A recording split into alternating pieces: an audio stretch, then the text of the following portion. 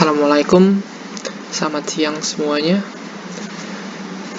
Kali ini saya akan menjelaskan tentang materi yang saya dapat, yaitu hubungan kerja, koordinasi, dan kerjasama untuk pembangunan berencana. Anggota dari kelompok saya sendiri ada Validia Belaimani, Tri Sarifah Putri, dan saya sendiri, Muhammad Firo Fawas. Outline yang akan saya jelaskan dalam materi ini ialah yang pertama, 1. Pengertian, ruang lingkup, bentuk, dan masalah hubungan kerja, dan masalah dari suatu hubungan kerja, koordinasi, dan kerjasama. Lalu yang kedua adalah sistem dan prosedur perencanaan, pelaksanaan, dan pengendalian pembangunan. Ini langsung ke outline yang pertama. Jadi dalam pembangunan berencana itu, di dalamnya pasti ada hubungan kerja, ada koordinasi, dan pastinya ada kerjasama. Jadi ketika kita seorang planners membangun, dan tentu saja hari itu harus terencana. Jadi membangun yang berencana itu sama kita harus ada hubungan kerjanya pasti. Dalam hubungan kerjanya itu kita ada koordinasi, dan koordinasi pun itu kita bekerja sama satu sama lainnya. Jadi di sini pengertian hubungan kerja. Hubungan kerja dapat diartikan sebagai hubungan yang terjadi antara bagian-bagian atau individu-individu, baik antara mereka di dalam organisasi maupun antara mereka dengan pihak luar organisasi, sebagai akibat penyelenggaraan tugas dan fungsi masing-masing dalam mencapai sasaran dan tujuan organisasi. Itu pengertian hubungan kerja. Lalu di sini ada macam-macam hubungan kerja. Ada yang namanya hubungan kerja vertikal. Ini hubungan kerja vertikal ini yang udah sering kita temuin di dunia nyata. Yaitu adalah hubungan kerja antara pemimpin dan bawahannya. Jadi yang namanya pemimpin itu kan ya harus ada kerja antara bawahannya. Jangan cuman memberikan perintah tanpa mengontrol. Habis itu ada hubungan kerja horizontal. Hubungan kerja horizontal ini antara pejabat pada tingkatan yang atau eselon yang sama. Jadi ya antara pejabat-pejabat yang pangkatnya sama, ya mereka ada hubungan kerjanya. So, hubungan kerja diagonal itu hubungan kerja antara pejabat, mereka itu berbeda unit kerjanya, dan juga berbeda tingkatannya, beda pangkatnya, mereka udah beda induk, beda pangkatan, makanya diagonal hubungan kerjanya, beda unit maksudnya. Habis itu hubungan kerja fungsional. Hubungan kerja fungsional itu hubungan kerja antara unit atau pejabat yang mempunyai bidang kerja sama. Jadi mereka mempunyai antara unit satu dan unit yang lain ini itu punya fungsi masing-masingnya, dan mereka berhubungan, ada hubungan kerjanya. Jadi itu hubungan kerja fungsional. Habis itu hubungan kerja informatif adalah hubungan kerja antar unit atau pejabat dengan tingkat atau bidang apapun untuk saling memberikan dan memperoleh keterangan. Ya, jadi bahasanya kayak pertukaran informasi mereka antara unit atau pejabatnya itu saling memberikan informasi. Lalu ada yang namanya pengertian koordinasi. Secara normatif, koordinasi diartikan sebagai kewenangan untuk menggerakkan, menyelaraskan, dan menyeimbangkan kegiatan-kegiatan yang spesifik atau berbeda, agar semuanya terarah pada tujuan tertentu. Sedangkan secara fungsional, koordinasi dilakukan guna untuk mengurangi dampak negatif spesialisasi dan mengefektifkan pembagian kerja, menurut Ndra tahun 2003. Nah, untuk tambahannya di sini juga ada yang namanya koordinasi di pemerintahan. Koordinasi di pemerintahan ini merupakan kegiatan-kegiatan penyelenggaraan pemerintahan yang harus ditujukan ke arah tujuan yang hendak dicapai, yaitu yang udah ditetapkan jadi garis-garis besar haluan negara, tujuan negara. Tujuan negara itu kan ya ada di Undang-Undang Dasar ya. Jadi ya itu tujuan dari koordinasi pemerintahan itu. Jadi garis-garis besar haluan pembangunan baik untuk tingkat pusat ataupun tingkat daerah. Nah, ini ada jenis-jenis koordinasi. Koordinasi hierarkis, koordinasi fungsional, sama koordinasi fungsional teritorial. Koordinasi hierarkis ini sama seperti penjelasan saya singkat tadi, yaitu koordinasi yang dilakukan oleh pejabat pejabat pimpinan dalam suatu instansi pemerintah terhadap pejabat pegawai instansi yang di bawahannya. Jadi antara pimpinan dan bawahannya, seperti tadi hubungan kerja yang vertikal ya, ini koordinasi, hubungan kerja dan koordinasi. Jadi setiap pemimpinan itu wajib untuk mengkoordinasikan kegiatan bawahannya, bukan cuma ditonton doang si pimpinan itu, bukan cuma nyuruh-nyuruh doang, tapi harus berkoordinasi juga sama bawahannya. Habis itu koordinasi fungsional. Koordinasi fungsional itu adalah koordinasi yang dilakukan oleh seorang pejabat atau suatu instansi terhadap pejabat atau instansi lainnya yang tugasnya saling berkaitan berdasarkan asas fungsional. Ya, jadi mereka dengan fungsinya masing-masing saling berkoordinasi. Habis itu koordinasi fungsional teritorial, ada teritorialnya. Koordinasi ini dilakukan oleh seorang pejabat atau pimpinan atau suatu instansi terhadap pejabat instansi lainnya yang berada dalam satu teritorial tertentu, di mana semua urusan yang ada di dalam wilayah tersebut menjadi wewenang atau tanggung jawabnya, selaku penguasa atau penanggung jawab tunggal. Jadi teritorial ini biasanya udah dalam satu wilayah teritori itu, dalam provinsi, satu kota, walaupun mereka beda unit atau apa, tapi yang penting mereka dalam satu teritorial itu mereka berkoordinasi sesuai fungsinya masing-masing. Itu udah jadi jenis koordinasi. Nah, ini masalah koordinasi. Nah, yang kalau di koordinasi vertikalnya, hambatan-hambatannya itu sering terjadi disebabkan karena perumusan tugas, wewenang, dan tanggung jawab tiap-tiap satuan unit kerja itu kurang jelas. Di samping itu, adanya hubungan dan tata kerja serta prosedur yang kurang dipahami oleh pihak-pihak yang bersangkutan, dan kadang timbul keraguan-keraguan di antara mereka. Nah, sebenarnya hambatan itu tidak perlu ada, karena antara yang mengkoordinasikan dan yang dikoordinasikan ada hubungan komando dan susunan organisasi yang bersifat hierarkis itu. Nah, itulah tadi tujuannya kenapa pimpinan itu bukannya mereka nonton doang, tapi mereka harus ada koordinasi juga dengan bawahannya, harus ada yang mengkomandokan, harus ada hubungan komando dan susunan organisasinya itu. Nah, lalu kalau yang di koordinasi fungsional, hambatannya itu disebabkan adanya koordinasi antara yang mengkoordinasikan dengan yang dikoordinasikan tidak terdapat hubungan hierarkis. Sedangkan hubungan keduanya terjadi karena adanya kaitan, bahkan interdependensi atas fungsi masing-masing.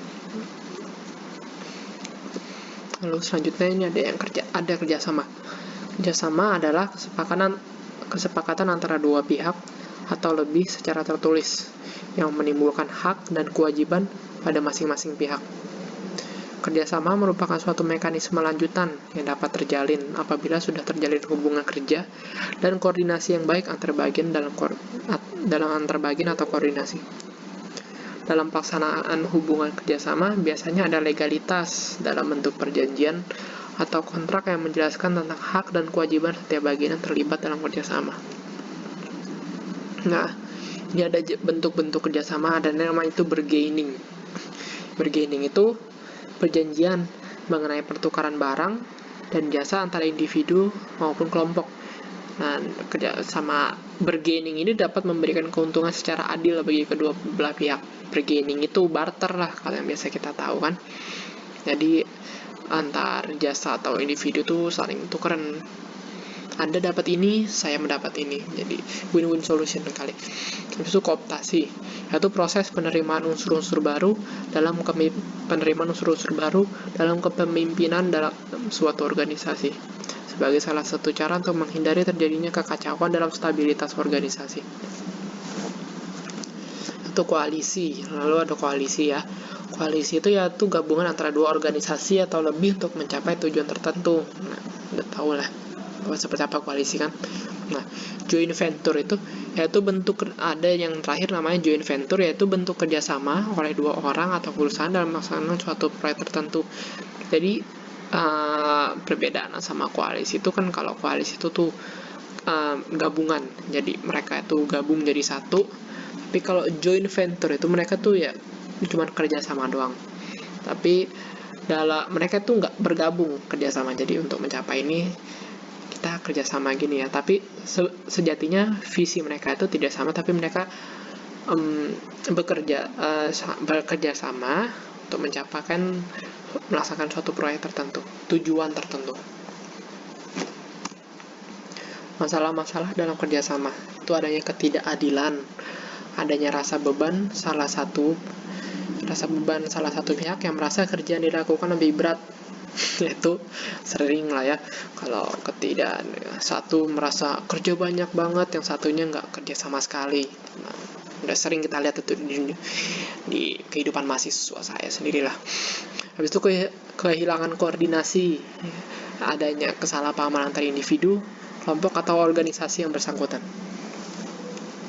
Itu masalah-masalah umum yang terjadi dalam kerjasama. Lalu ini outline kedua tentang sistem dan prosedur perencanaan, pelaksanaan, dan pengendalian pembangunan. Nah, ini berangkat dari namanya pengertian perencanaan dari Conyers dan Hills. Perencanaan adalah proses yang kontinu, terdiri dari keputusan atau pilihan dari berbagai cara untuk menggunakan sumber daya yang ada, dengan sasaran untuk mencapai tujuan tertentu di masa mendatang.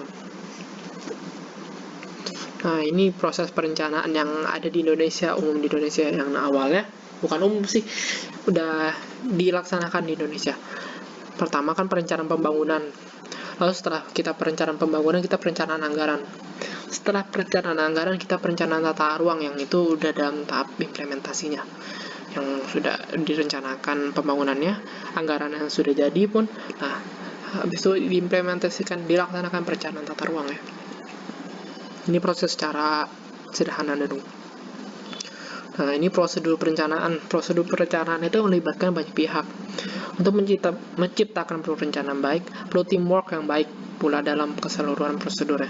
Penyusunan rencana biasanya paling tidak melibatkan bapeda dan konsultan. Itu paling tidak minimal. Kalau nggak melibatkan mereka itu, ya jadi rencana apa sih? Pasti rencana yang asal-asalan, rencana yang tidak ada dasar ilmunya.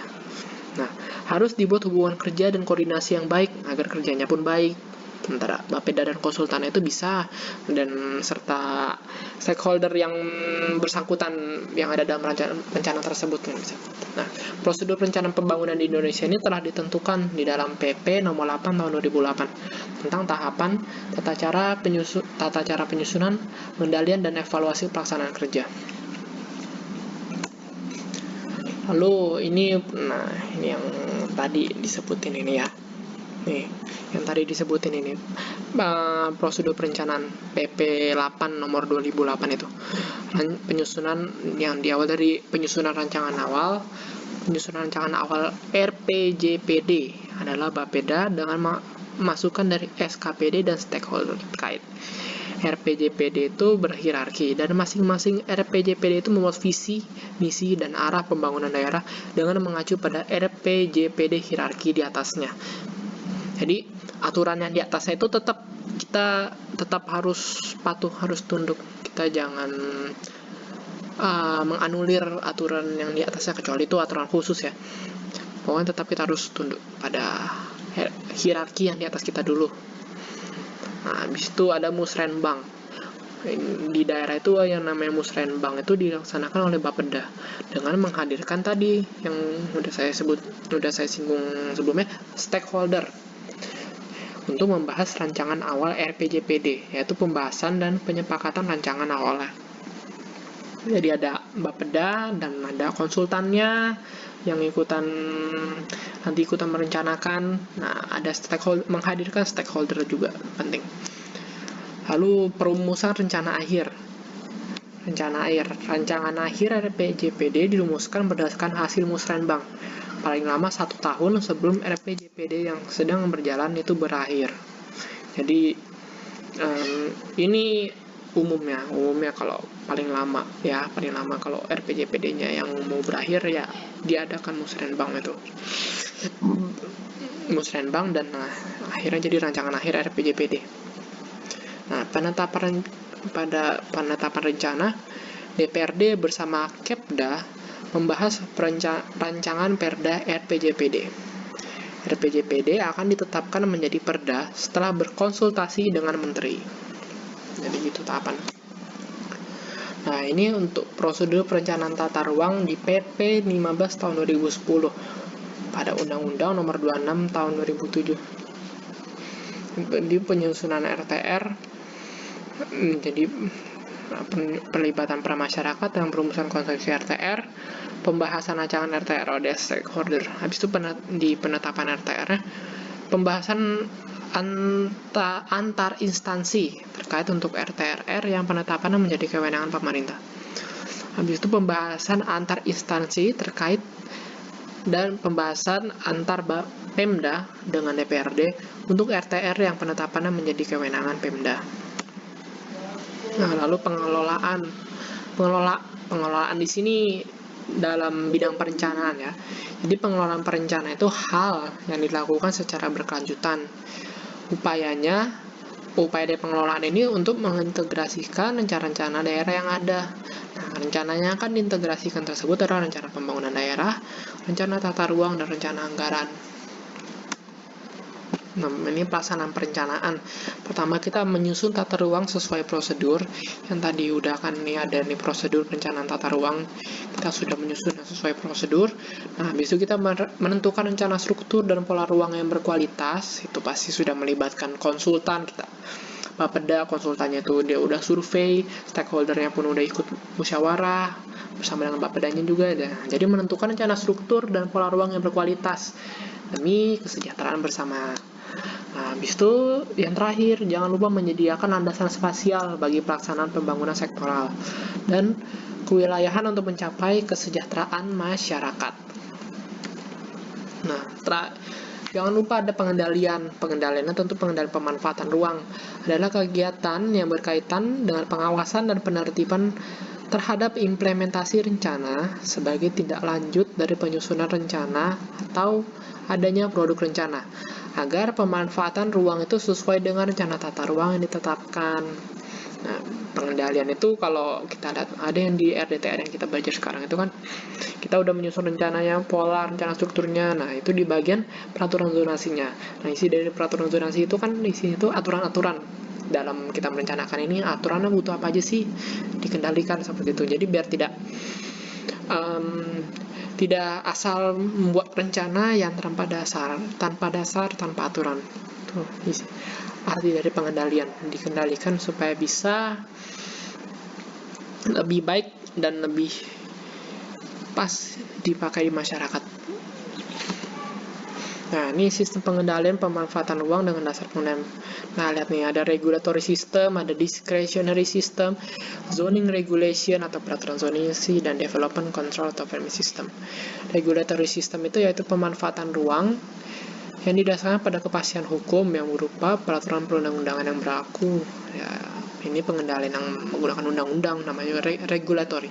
Discretionary system yaitu pemanfaatan ruang yang proses pengambilan keputusannya didasarkan pertimbangan pejabat atau lembaga yang berwenang untuk melihat proposal pembangunan yang diajukan.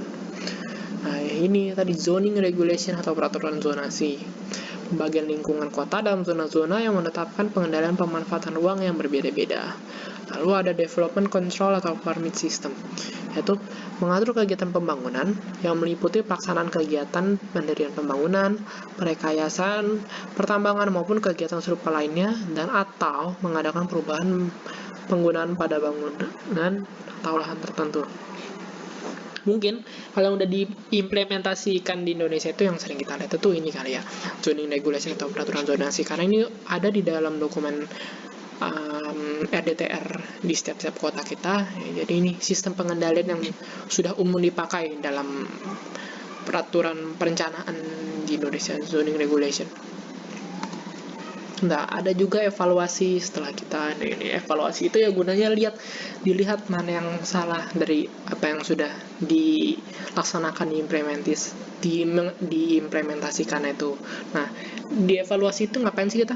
Nah, kita tuh dievaluasi itu mengumpulkan dan menganalisis data dan informasi untuk menilai pencapaian sasaran, tujuan dan kinerja pembangunan. Nah, dalam melaksanakan evaluasi kinerja proyek pembangunan, kementerian atau lembaga, baik pusat maupun daerah mengikuti pedoman dan petunjuk pelaksanaan evaluasi. Nah, tujuan dari evaluasinya sendiri dari segi ekonomi, tentu aja dari evaluasi itu kita bisa buat program yang efektif. Jadi efektivitas program itu bisa meningkat. Lalu juga bisa dari efektivitas program itu tentu bisa jadi ada relokasi sumber daya kalau di ekonomi itu. Lalu di bidang sosial itu bisanya ada transparansi dan akuntabilitas. Lalu di bidang politik, tentunya timbullah kredibilitas dalam pengambilan keputusan. Baik, itulah sekian pemaparan materi yang bisa saya sampaikan. Segala kekurangannya mohon dimaafkan. Wassalamualaikum warahmatullahi wabarakatuh.